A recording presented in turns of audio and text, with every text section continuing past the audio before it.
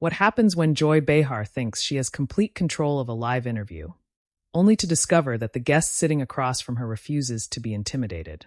What followed between Joy and Adam Sandler wasn't just another tense exchange. It became a moment where one question turned into another, one accusation became a challenge, and suddenly the person asking the questions was the one struggling to answer them. Adam arrived expecting to discuss his career, his latest work, and the reason audiences still connected with his comedy.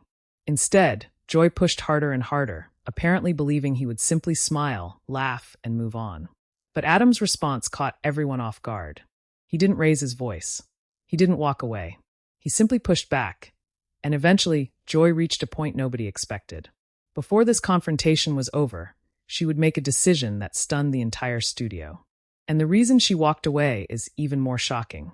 Before we get into the moment everything changed, make sure you're subscribed, because what happens next is the kind of television confrontation people will be talking about long after the cameras stop rolling. And if you believe a guest has the right to defend himself when an interview becomes too personal, drop a comment below and tell us where you think the line should be drawn. Because Adam Sandler was about to discover that this conversation wasn't going to stay focused on comedy for very long. Joy had questions, but she also had a clear opinion about the answers she wanted to hear. And when Adam refused to give her those answers, the entire dynamic began to shift. At first, it looked like Joy was firmly in control. But that was about to change faster than anyone in the studio expected. The View studio was already alive with its familiar pre-show energy when Adam Sandler settled into the guest chair, greeting the audience with the relaxed smile they had come to expect from him. The atmosphere felt light at first. The hosts were prepared to discuss his career, his comedy, and what had kept audiences coming back to his movies for so many years. Adam appeared completely comfortable, joking with the panel and answering the opening questions without hesitation. But across the table, Joy Behar was watching him carefully. Her expression suggested she had something more serious in mind. As the conversation moved forward, the warmth began to disappear. Joy leaned toward Adam and introduced a criticism that immediately changed the mood. She questioned whether his latest comedy represented anything meaningful at all. Adam smiled politely, but the easy interview everyone expected had already begun to take a different direction. Joy didn't waste much time getting to the point. She looked directly at Adam and questioned why, after so many years in the business, he was still making the kind of broad comedies critics had dismissed for decades. She wondered whether he had ever considered leaving juvenile humor behind and proving he could make something more serious. Adam listened without interrupting. Then he explained that comedy had never been an accident for him. Making people laugh was the reason he started, and it remained the reason audiences continued showing up. Joy wasn't convinced. She challenged the idea that laughter alone could be considered meaningful, suggesting that celebrities with Adam's influence should use their platforms for more important subjects. Adam nodded, but his expression had changed. He understood what she was asking. What he didn't understand was why she seemed determined to make his entire career sound worthless. And that question was about to become impossible to ignore. Joy's criticism quickly moved beyond Adam's movies. She questioned his influence, his success, and whether someone with his wealth had a responsibility to do more than entertain. Adam remained composed, explaining that millions of people didn't need another lecture when they sat down to watch a comedy. Sometimes, he said, they simply needed a reason to laugh after a difficult day. Joy dismissed the answer as an excuse. She suggested that his success had allowed him to avoid serious responsibility, while other artists struggled to be heard. The remark landed differently. Adam's smile faded as he asked whether she was criticizing his work or judging the people who enjoyed it. For a moment, Joy hesitated. Then she pushed harder, arguing that popular entertainment could shape society in damaging ways. Adam leaned back quietly. He had defended his movies. Now, she was questioning his character. Then Joy made the statement that changed the entire direction of the interview. She argued that Adam had spent years benefiting from a system that rewarded comfortable entertainment, while serious voices struggled to be heard. The audience grew noticeably quieter. Adam didn't answer immediately. He looked at Joy for a moment, then calmly asked, "If we're going to talk about responsibility, shouldn't we talk about yours too?" The question landed harder than anyone expected. Joy's expression tightened. She had been challenging Adam from the beginning, but now he was turning the same standard back toward her. "What exactly are you suggesting?" she demanded. Adam explained that criticizing someone's work was fair, but attacking their character without specifics was something entirely different. Joy insisted she was simply holding him accountable. Adam nodded slowly. Then came the question that made the other hosts exchange uneasy glances. Are you actually criticizing my movies, Joy? Or are you criticizing the person you've decided I am? For the first time, Joy wasn't leading the conversation anymore. Adam leaned forward slightly, his voice still calm, but there was now a firmness behind every word. He asked Joy to point to one specific example from his work that justified the sweeping claims she had just made. If his movies were truly as harmful as she suggested, he wanted to know exactly which scenes, characters, or messages she believed caused the damage. Joy responded by speaking about the broader influence of Hollywood and the responsibility of successful entertainers. Adam listened, then gently interrupted. That's not what I asked, he said. I'm asking about my work. The studio became noticeably quieter. Joy tried to explain that she didn't need to analyze every individual movie to understand its cultural impact. Adam shook his head. He wasn't attacking her position, he was challenging the certainty behind it. And that distinction mattered, because the longer Joy avoided giving a direct example, the more obvious it became that Adam had found a weakness in her argument, and he wasn't going to let it disappear. Adam paused before asking the question that suddenly made the entire discussion more uncomfortable. Joy, have you actually watched the movies you're criticizing? Joy immediately objected, insisting she didn't need to sit through every comedy to understand the larger cultural message behind it. Adam remained patient. He explained that there was a difference between criticizing a specific piece of work and condemning an entire career from a distance. If she believed his movies promoted harmful ideas, he wanted her to identify them clearly. Joy mentioned the recurring themes in his comedies and argued that audiences had become accustomed to them. Adam countered that audiences were capable of deciding what they enjoyed without being told what they should find acceptable. That answer visibly irritated Joy. She accused him of hiding behind popularity. Adam shook his head and said popularity wasn't proof that something was perfect, but neither was criticism proof that it was worthless. Then he added, "You can't demand accountability from me while refusing to be specific about what you're holding me accountable for." And suddenly, the question wasn't about movies anymore. The argument had now moved far beyond Adam's movies. Joy insisted that entertainers with enormous audiences had a responsibility to influence people in a more meaningful direction. Adam didn't reject that responsibility, but he challenged the idea that every entertainer had to deliver the same message. People don't come to every movie to be educated, he explained. Sometimes they just want to laugh, forget their problems, and spend time with people they love. Joy countered that this mindset allowed Hollywood to avoid difficult conversations. Adam nodded, then asked whether giving people an escape was really something that needed to be apologized for. That question stopped her for a moment. He continued, saying audiences were intelligent enough to enjoy comedy and still care about serious issues. Joy disagreed, arguing that entertainment shapes what people believe. Adam replied quietly, "Then shouldn't people be allowed to decide for themselves what deserves their attention?" The tension returned instantly. Adam stopped defending individual movies and shifted the conversation toward something much more uncomfortable. He asked Joy whether challenging a guest meant repeatedly telling them that their career was worthless, or whether an interviewer could disagree without trying to humiliate the person sitting across from them. Joy immediately rejected the comparison. She said her job was to ask difficult questions, not protect celebrities from criticism. Adam agreed. "Difficult questions are fine," he said. "But difficult isn't the same as disrespectful." The audience reacted quietly, sensing the power of the conversation changing. Joy had started the interview questioning Adam's choices, but now Adam was examining the way she was questioning him. He pointed out that she had made assumptions about his motives, his audience, and even his character without giving him a fair opportunity to respond. Joy insisted he was avoiding accountability. Adam looked at her and replied, "Maybe accountability works both ways." That single sentence changed the room. Joy was no longer simply interviewing Adam. She was being challenged by him. But then Joy made the mistake that changed everything. Instead of returning to Adam's movies, she questioned the kind of person he was and suggested that his success had come at the expense of people who deserved opportunities more than he did. The studio went quiet. Adam's expression hardened, though his voice remained controlled. He asked Joy to be careful about making personal accusations she couldn't support. Joy pushed back, saying that powerful people shouldn't be protected from uncomfortable truths. Adam agreed with that principle, but then asked why the same standard shouldn't apply to her. "If you're going to question my character," he said, "then you should be prepared to explain exactly what you're accusing me of." Joy opened her mouth, but the answer didn't come immediately. Adam waited. The silence became almost unbearable. And that was when everyone realized something had changed.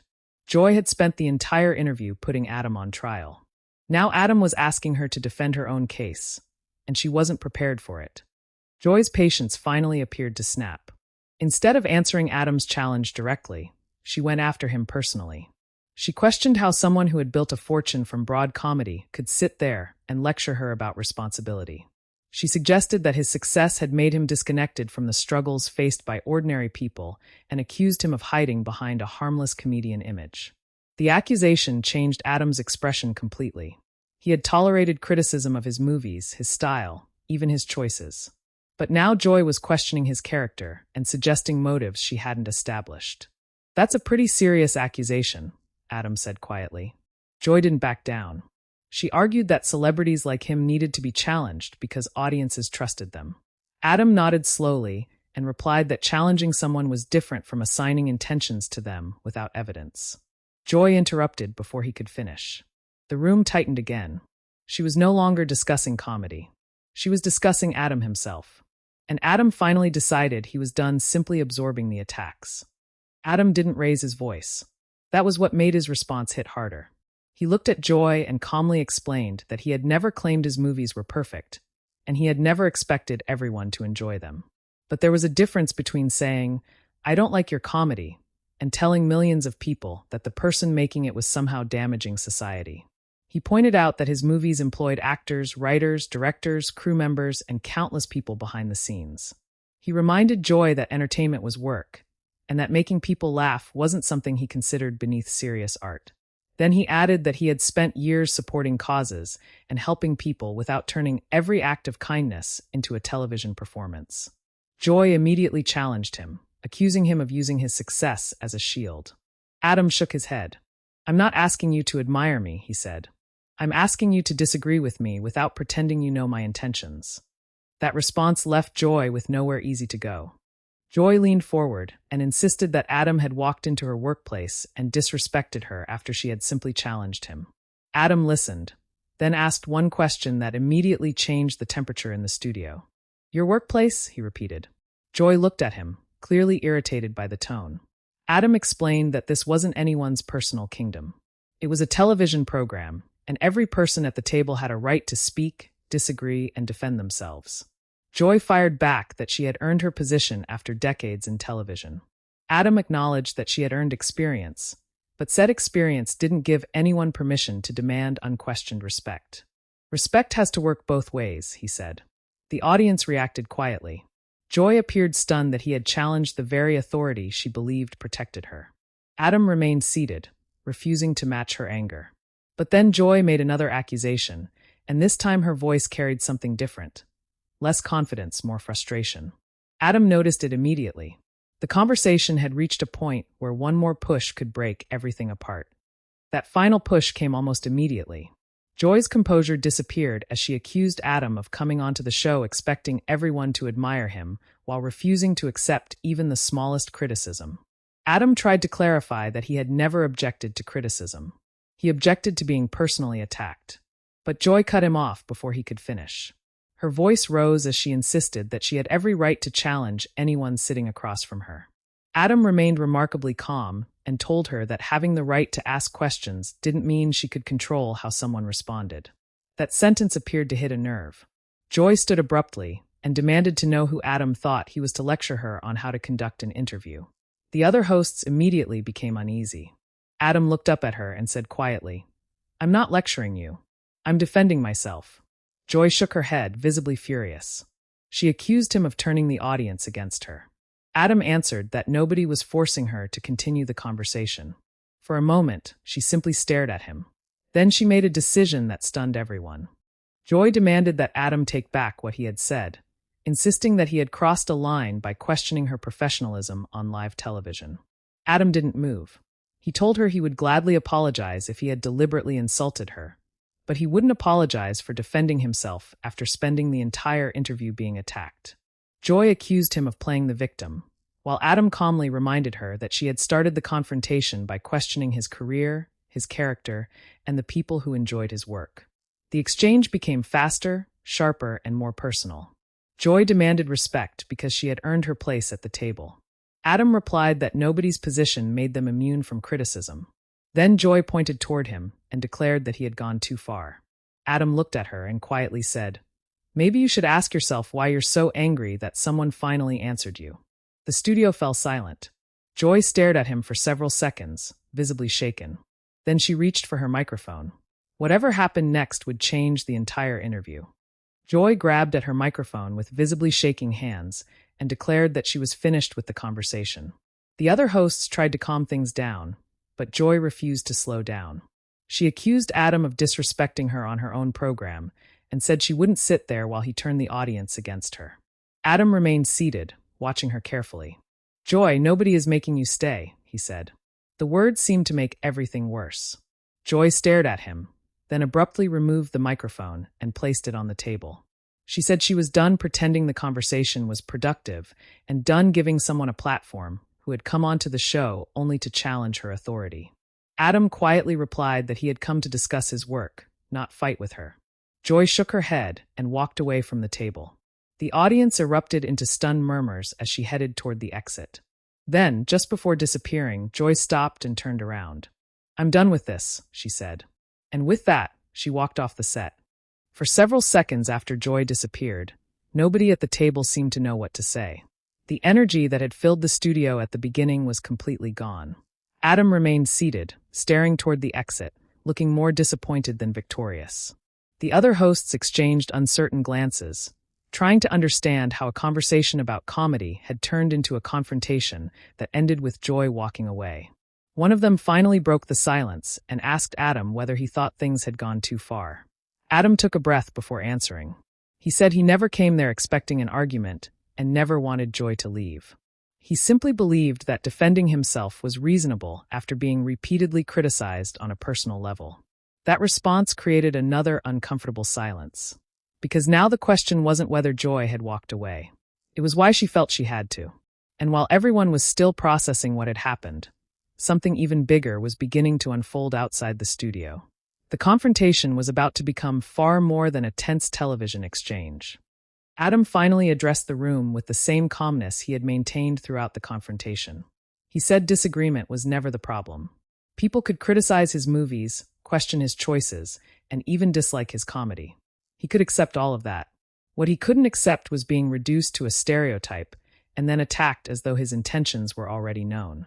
"You don't have to like what I do," Adam said, "but you should at least let me be the person who explains why I do it." The statement landed quietly, but its impact was immediate. He wasn't claiming victory. He wasn't celebrating Joy's departure. Instead, he made one final point. Respect cannot be demanded while disrespecting someone else. And suddenly, the confrontation looked different. Adam hadn't won by shouting louder. He had won by refusing to lose control when everything around him was falling apart. The shock of Joy's departure didn't disappear when she left the set. It seemed to grow with every passing second. The audience remained unsettled, still trying to process what they had just witnessed. The hosts were equally stunned because this wasn't the ending anyone had expected when Adam first sat down.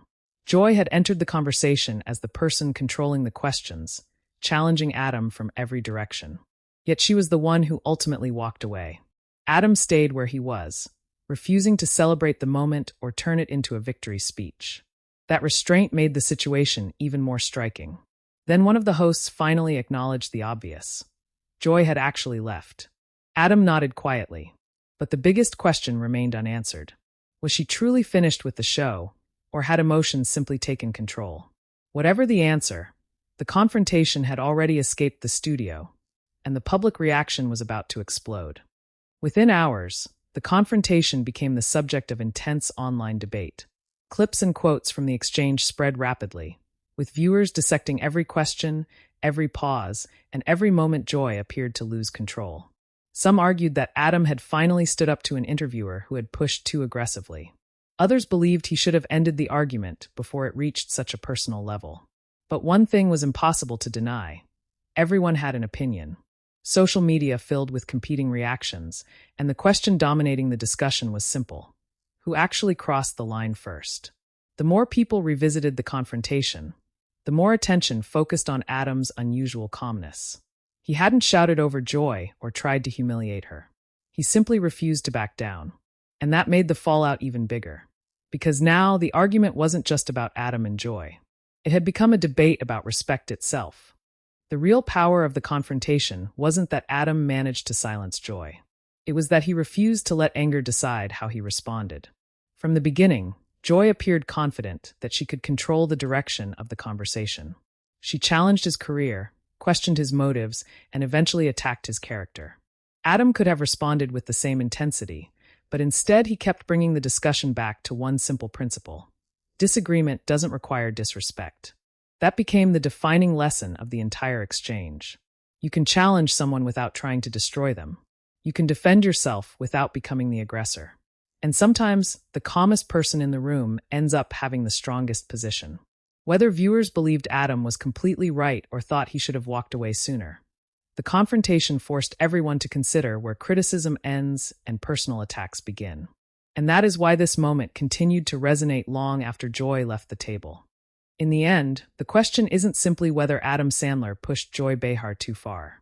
The bigger question is whether Joy pushed the conversation so far that there was nowhere left for it to go. What began as a discussion about comedy turned into a battle over respect, accountability, and who gets to control the conversation. Adam walked into the studio expecting an interview and walked away having defended himself in front of a stunned audience. Joy walked away from the table after a confrontation she clearly never expected to lose control of.